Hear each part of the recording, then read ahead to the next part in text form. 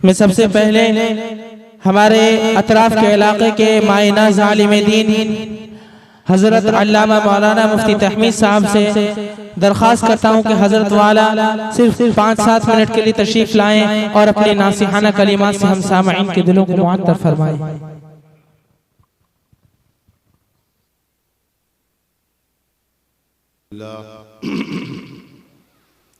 अल्हम्दुलिल्लाह नहमदुहु व नस्तईनुहु व नस्तगफिरुहु व नुअमिनु बिही व नतवक्कलु अलैहि व नऊज़ु बिल्लाहि मिन शुरूरि अंफुसिना व मिन सय्यिआति अअमालिना मन यहदिहिल्लाहु फला मुदिल्ल लहु व मन युद्लिलहु फला हादिय लहु व नशहदु अन ला इलाहा इल्लल्लाहु वहदहु ला शरीका लहु व नशहदु अन्न सय्यिदना मौलाना मुहम्मदन अब्दुहु व रसूलुहु अम्मा बाद अऊज़ु बिल्लाहि मिनश शैतानिर रजीम बिस्मिल्लाहिर रहमानिर रहीम या अय्युहल्लज़ीना आमनू तूबू इलल्लाहि तौबतन नसूहा सदक़ल्लाहुल अज़ीम व क़ाल नबी सल्लल्लाहु अलैहि वसल्लम अद्दुनिया मज़रअतुल आखिरा। सदर बावक़ार स्टेज पर रौनक अफरोज हज़रत उलमाए किराम, खुसूसन मेरे मुरब्बी व मुशफ़िक़ हज़रत मौलाना फज़ल करीम साहब दामद बरकातुहुम, हज़रत सामईन, हमअस्र दोस्तों, इफ़्फ़त माफ़ ख़वातीन इस्लाम, मेरी माएँ और बहनें, आज का ये जलसा महल्ला नरेंद्रपुर के काजी महल्ले के नौजवान बुजुर्ग दोस्त अहबाबों ने बड़ी शान और बान के साथ इसका इनेकाद किया है। फ़ख्रे उड़ीसा बल्कि फ़ख्रे हिंदुस्तान कह लीजिए, कोई मुबालगा नहीं होगा। जानशीन अमीर शरीयत हजरत मौलाना मुफ्ती कारी सैयद नकीबुल अमीन बरकी, जनरल सेक्रेटरी जमीयतुल उलमा उड़ीसा को मदऊ किया है और हजरत की तशरीफ आवरी बहुत जल्द होने वाली है। हम सब उन्हीं के इंतजार में हैं। मैं तो इस्तिफादा की गर्ज से यहाँ हाजिर हुआ था। यहाँ मेरे बड़े उलमाए किराम तशरीफ रखते हैं। मैं उनके सामने तिफले मकतब हूँ। बहरहाल मैं काजी महल्ले के नौजवान और बुजुर्गों को मुबारकबाद पेश करता हूँ कि आज के इस पुरफितन और पुरआशोब दौर में, हालात सोज दौर में, इस किस्म का दीनी इजलास का इनेकाद करना ये ईमानी और इसकी बहुत मजबूती वाला मामला है कि अल्लाह जिसे तौफीक देता है दीन की मजलिस का वो इनेकाद करता है। मैंने जो आयत करीमा का तिलावत किया है, अभी हमारे नाज़िम साहब ने ऐलान किया है कि चंद मिनट के लिए, यकीनी बात है बड़ों की ये मजलिस है, चंद मिनट ही काफी है, इसकी भी जरूरत नहीं थी। बहरहाल ये उनकी मोहब्बत, ये उनकी शफकत है कि उन्होंने मुझे दावत स्टेज दिया। बहरहाल अल्लाह तबारक व तआला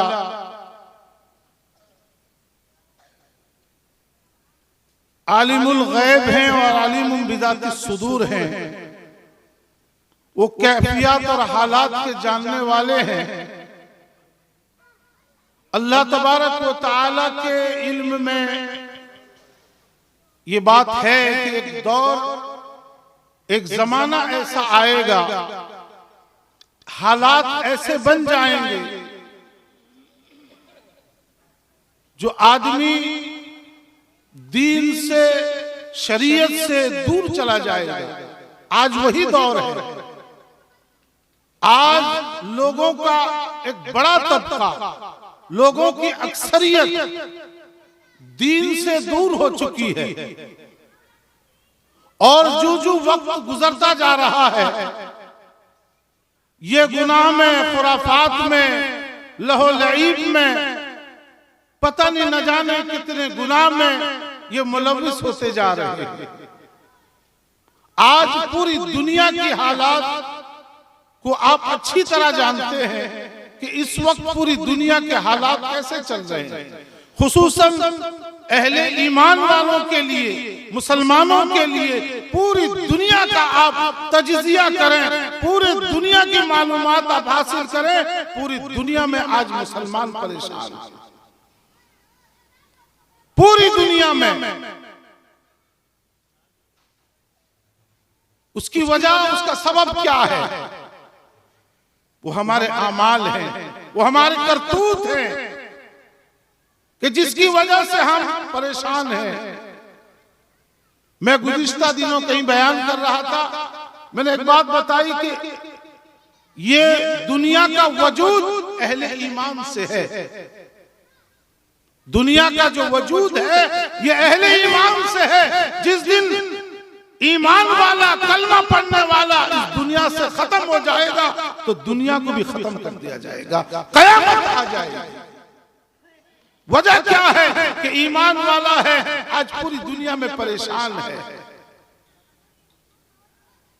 वजह सिर्फ ये है कि लेबल ईमान का लगा हुआ है, लेकिन अंदर जो माल घुसा हुआ है, अंदर जो माल है वो यहूद और नसारा का तरीका और मगरिबी तहजीब को अपने जिंदगी के इन लम्हात में हम हासिल करते चले जा रहे हैं।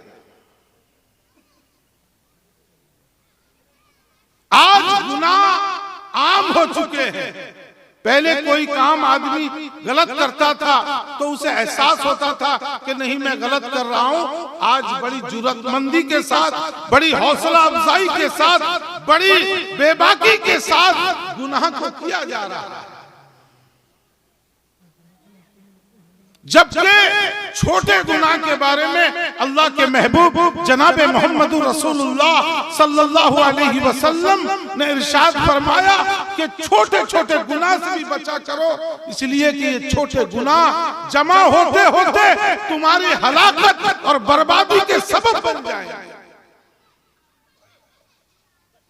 आज बड़े गुनाह पर हमारी कोई तवज्जो नहीं है। पहले का वक्त ऐसा था कि गुनाह आदमी कर भी लेता था, एहसास उसे होता था तो तौबा पे फौरन तौबा पे आमादा हो जाता था और तौबा कर लिया करता था। इख्तिसार के तौर पे मैं बताऊं कि गुनाह के कुछ असबाब ऐसे हैं जिसकी वजह से आदमी गुनाह करता चला जा रहा है।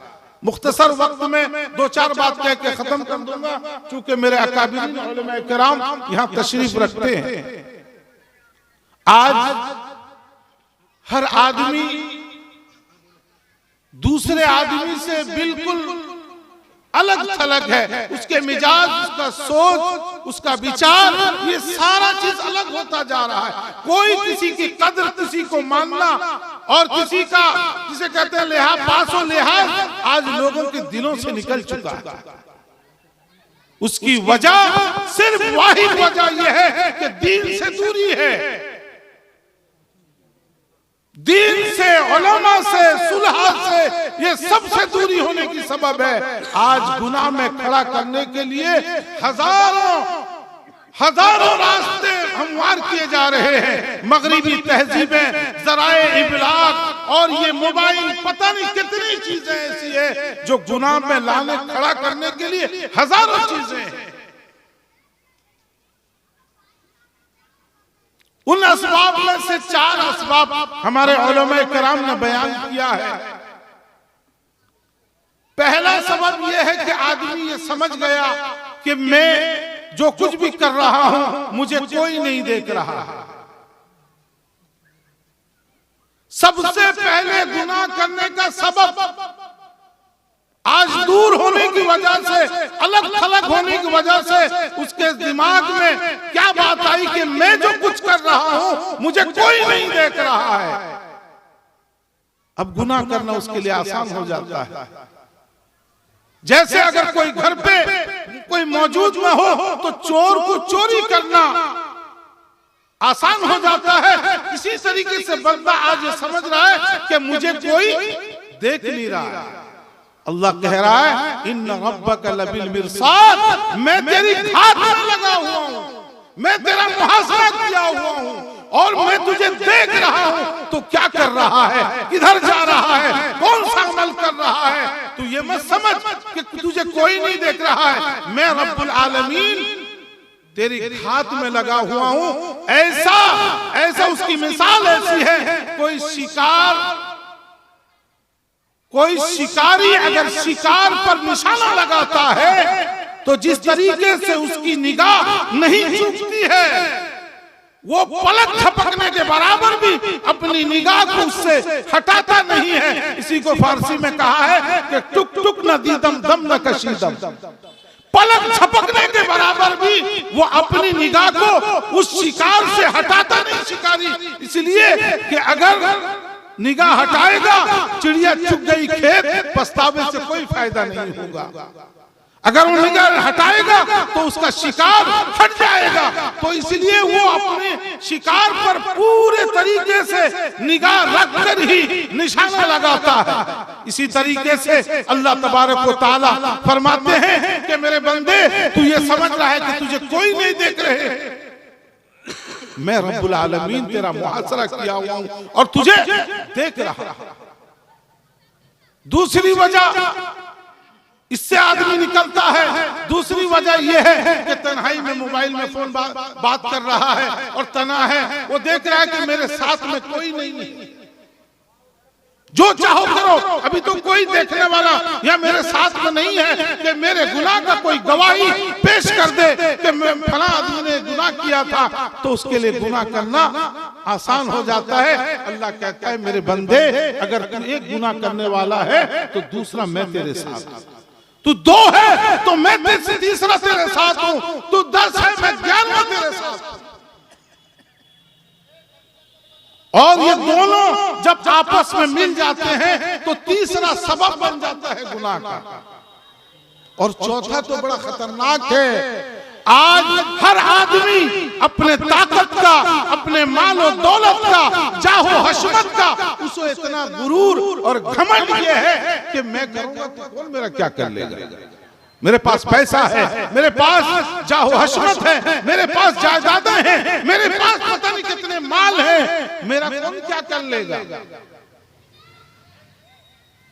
हर बंदे के अंदर में ये गुमान है कि मेरा कोई कुछ नहीं बिगाड़ सकता। अल्लाह कहता है मेरे बंदे तू ये मत समझ इन्ना अज़ाबी लशदीद वला यूसिफु वसाक़हु अहद। अल्लाह कहता है मेरे बंदे, मेरी अज़ाब बहुत सख्त है और मेरी जो पकड़ है, मेरा जो बांधना है, मैं ऐसा तुझे अज़ाब में बांधूंगा कि कोई इससे पहले न बांधा होगा, न कोई बांधने के बारे में ऐसा तसव्वुर कर सकता है। अल्लाह कहता है मेरी अज़ाब, मेरा पकड़ बहुत सख्त है। और एक बात बता दूं, हजरत खतीब मिल्लत साहब तशरीफ ला चुके हैं। हजरत जैसे आए आप आमद तयम्मुम बर्खास्त। बहरहाल ये कुछ असबाब, 4 असबाब हमारे उलमा ने बयान किया है और अल्लाह तबारक व तआला की निगरानी देखी। हम ये सोचते हैं अफ़हसिब्तुम अन्नमा खलक़नाकुम अबसा, हम ये सोचते हैं कि हम ऐसे ही आ गए, दुनिया में ऐसे ही चले जाएंगे। अल्लाह कहता है कि तुम ये समझते हो कि तुम दुनिया में ऐसे ही आए हो, बल्कि मैंने तुम्हें आखिरत के लिए बनाया है और तुम आखिरत की तैयारी करके आओगे। मैंने जो जन्नत अपनी रहमत की निशानी को बनाया है वो तुम्हें अता करूंगा। अगर तुम नहीं बन सके और दुनिया के चमक और दमक से तुम्हारी आंख चुंधिया गई, तुम्हारे मिजाज खराब हो गए, तुम गुनाह में मुलविस हो गए, मेरी नाफरमानी पर तुल गए, तो ये मेरे गजब की निशानी भी मैंने बना कर रखा हूं, जिसे जहन्नम कहते हैं। अल्लाह तबारक व तआला जब कोई बंदा गुनाह करता है तो उसके लिए 4 गवाह मुतय्यन कर देते हैं। कितने? 4 गवाह उसके कल हश्र के मैदान में, नफ्सा नफ्सी के आलम में, जब बंदा अपने करतूत से मुकरेगा, अल्लाह कहता है वो मकरू मकर अल्लाह वल्लाहु खैरुल माकिरीन। तुम मेरे सामने बातें बनाकर और दगल फसल करके निकल नहीं सकते। मैं तुम्हारा रब हूं, मैं तुम्हारा खालिक हूं, तुम्हारा मालिक हूं, तुम्हारा रज़्ज़ाक़ हूं, इज्जत और जिल्लत का मालिक मैं हूं तुम्हारा। तुम मेरे सामने ये चालाकी वाली बातें करके निकल नहीं सकते। पहला गवाह, जब कोई बंदा गुनाह करता है, अल्लाह कहता है यौमइदिन तुहद्दिसु अखबारहा, कि जब कोई गुनाह बंदा इस जमीन पर करता है, वो जमीन उसके लिए गवाही कल कयामत में देगी कि अल्लाह तेरा ये बंदा, तेरे और बंदे अपने नदामत के आंसू को बहाया करते थे, तुझसे माफी तलब भी किया करते थे, इस पेशानी ज़बी को रगड़ा करते थे, लेकिन तेरा ये बंदा जो है मेरे सीने पर जो है तेरी नाफरमानी करता था, तुझे नाराज करता था। मैं इस बात की गवाह हूं, तेरे इस बंदे की गुनाह का मैं गवाह हूं। दूसरा अल्लाह ने इंसान को कितने आज़ा से बनाया, कितने जोड़ों से बनाया है। 360 जोड़ों से ये आदमी खड़ा है। ये जो इंसान का वजूद है ये 360 जोड़ से है, और हर जोड़ अपना एक मकाम रखता है, अपनी एक हैसियत उसको हासिल है। सर का काम हाथ नहीं कर सकता, हाथ का काम सर नहीं कर सकता, आंख का काम पैर नहीं कर सकता। हर जोड़ की अपना अपना एक मकाम है, अपना अपना उसका एक ये है। ये 360 जोड़ अल्लाह ने जो दिया है, इसको हमारे आमाल के निगरानी के लिए लगा दिया है। जब कोई बंदा गुनाह करता है, ये 360 जोड़ जो है उस गुनाह को नोट करते हैं। कल हश्र के मैदान में जब बंदा अपने आमाल से, बुरे आमाल से मुकरेगा कि अल्लाह मैं तो ऐसा नहीं किया, जोड़ कहेगा, अल्लाह जबान पर सिल लगा देंगे, जोड़ कहेगा अल्लाह मैं इसके गुनाह का गवाही देता हूं, तेरा बंदा जो है ये गुनाह किया है। तीसरा अल्लाह ने फिट कर रखा है, और वो तीसरा जो है बिल्कुल करीब है। अल्लाह कुरान में कहता है किरामन कातिबीन यअलमून मा तफअलून। हर बंदे के दाएं कंधे में एक फरिश्ता है और बाएं कंधे में एक फरिश्ता है जो उसके हर अमल को नोट कर रहा है, हर अमल को नोट कर रहा है। आज इस काजी महल्ले के जलसे सीरतुन नबी के इनेकाद को भी ये किरामन कातिबीन ने नोट किया है। यहाँ जो बातें भी की जाएगी, जो इस पर अमल पैरा होगा, इसको भी नोट किया जाएगा। करने वालों के नियतों को, इरादों को, हौसलों को, सारी चीजों को नोट किया जा रहा है। हमारे हर अमाल को नोट किया जा रहा है। तो किरामन कातिबीन यअलमून मा तफअलून, अल्लाह किरामन कातिबीन को दाएं और बाएं में, किरामन और कातिबीन बाएं कंधे में अल्लाह ने फिट कर दिया है, और वो हमारे हर अमाल को लिख रहे हैं। कल कयामत में दस्तावेज की शक्ल में, रजिस्टर की शक्ल में कल अल्लाह के सामने पेश करेंगे कि अल्लाह तेरा ये बंदा फला मौके पर, फला टाइम में, फला वक्त में ये गुनाह किया था, हमने इसको नोट किया। और चौथा हश्र का मैदान होगा, नफ्सा नफ्सी का आलम होगा, कोई किसी का नहीं होगा पुरसान हाल। वहां का मंजर, वहां का हालात, वहां की कैफियत ऐसी होगी कि रब अपने जाहो जलाल में होगा।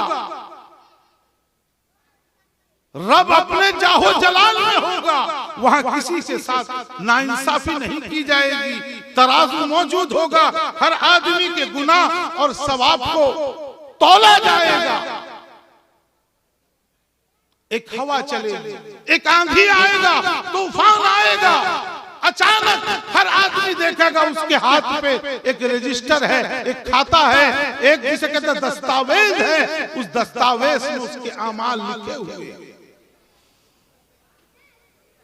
पूरी जिंदगी के, जिसके बारे में कहा गया ला युगादिरु सगीरतन वला कबीरा, यानी उसमें कब पादा, कब छीका, कब क्या किया, सारा चीज नोट, सारा चीज नोट होगा। बंदा जब परेशान हाल होकर ये कहेगा मेरे रब, मेरे मालिक, मेरे खालिक, मेरे पैदा करने वाले रब, मेरे हाल को तो देख, मैं किस हाल में हूं, मेरे हाल को देख। अल्लाह कहेगा मेरे बंदे तू अपने नामाए आमाल को तो देख, तू क्या करके आया है। जब बंदा जब नेकी और अल्लाह की रजा वाले रास्ते पे चल देता है, अल्लाह की रजा मंदी को हासिल करने के लिए चल देता है, तकवा व तहारत वाली जिंदगी को गुजारता है, बताते हैं कि उसके जिस्म से गुनाह के आसार को खत्म कर दिया जाता है और उसके कफन को मिट्टी भी नहीं छूती है, उसके कब्रों से खुशबू आती है। जब आदमी नेकी पर खड़ा हो जाता है, नेक अमल और खौफे खुदा का इस्तेहजार कर लेता है, खौफे खुदा दिल में बसा लेता है, तो अल्लाह तबारक व तआला उसकी जिंदगी को अजब बना देते हैं। एक बात बताऊंगा, उसके बाद खत्म वादे के मुताबिक। ख्वाजा मुश्की रहमतुल्लाह अलैह हमारे असलाफ में, बुजुर्गान दीन में उनका एक अच्छा मकाम है। अल्लाह ने बहुत ऊंचा मकाम अता किया था। आज हम गुनाह को बड़े हौसले के साथ करते हैं। ख्वाजा मुश्की को देख लीजिए, हमें अगर कोई मौका मिल जाता है तो उसको हम गोल्डन चांस और गनीमत समझते हुए उस पर आमादा हो जाते हैं। लेकिन अल्लाह का खौफ रखने वाला, अहले ईमान रखने वाला जो है, थर थर कांपने लगता है कि अल्लाह की नाराजगी, अल्लाह नाराज हो जाएगा, मैं यह काम नहीं कर सकता। ख्वाजा मुश्की रहमतुल्लाह अलैह के बारे में यह आता है कि अल्लाह ने उनके जिस्म में ऐसी खुशबू दी थी कि मुश्को अंबर भी उसके सामने फेल था। हर आदमी परेशान था कि ये ख्वाजा मुश्की कौन ऐसा इत्र लगाते हैं, कौन ऐसी खुशबू लगाते हैं, ये इत्र हमेशा महकती रहती है। तो बाज़ों ने हिम्मत किया, पूछा, वो नहीं बताए। बहुत ज्यादा जब इसरार लोगों ने किया, कहा कि हजरत बताइए कौन ऐसी खुशबू आप लगाते हैं, हमें बताना पड़ेगा वरना हम नहीं छोड़ेंगे। कहा कि देखो ये राज़ो नियाज़ की बात है, इसे ना पूछो, ना नहीं, आज आपको बताना पड़ेगा वरना वो दुकान बताना पड़ेगा जिस दुकान पर ये इत्र मिलता है, वो दुकान का मालिक कौन है? रब्बुल आलमीन है। तो ख्वाजा मुश्की रहमतुल्लाह अलैह ने कहा कि देखो मैं अपना वाकया बयान करूं, मुझे लिहाज आता है, आप ना पूछो। बोले नहीं, आज आप बता ही दीजिए तो इसी में खैर है, वरना हम नहीं छोड़ेंगे। कहा कि अच्छा ठीक है सुनो। ख्वाजा मुश्की रहमतुल्लाह अलैह अल्लाह के बरगुज़ीदे लाडले बंदे थे, मस्जिदें जाया करते थे नमाज पढ़ने के लिए। उस रास्ते में एक मलका का घर पड़ा करता था और अल्लाह ने ख्वाजा मुश्की रहमतुल्लाह अलैह को बहुत खूबसूरत बनाया था। तो इनकी खूबसूरती पर मलकाए वक्त फिदा हो गई और वो इस चक्कर में थी, इस घात में थी, तब ये अलग मिले और मैं अपनी ख्वाहिशात नफ्सानी को पूरा कर। अब एक दिन ऐसा हुआ कि बिल्कुल रास्ता सन्नाटा था, बिल्कुल चटियल मैदान था, कोई भी नहीं था, दाएं बाएं कोई भी नहीं था। एक बुढ़िया दरवाजे पे खड़ी है और ख्वाजा मुश्की का रास्ता रोकती है, वो कहती है कि अल्लाह वाले, आपके चेहरे से तो अल्लाह का नूर टपक रहा है, आपके चेहरे को देखने से अल्लाह याद आता है। हमारे घर में एक बहुत सख्त मरीज आदमी है, आप अल्लाह के कुछ कलाम को पढ़ दीजिए, अल्लाह उसे सेहत दे दे और उसे आराम हो जाए।